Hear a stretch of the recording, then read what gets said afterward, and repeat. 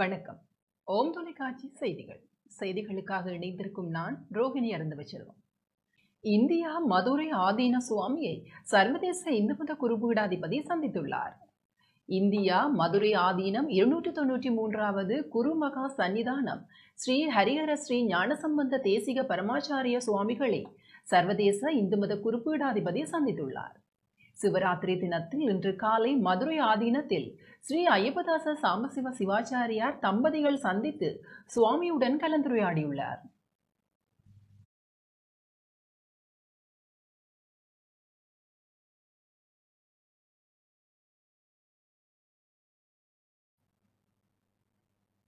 இத்துடன் ஓம் தொலைக்காட்சி செய்திகள் நிறைவடைகின்றன. தொடர்ந்தும் ஓம் தொலைக்காட்சி நிகழ்ச்சிகளுடன் இணைந்து கொள்ளுங்கள். வணக்கம்.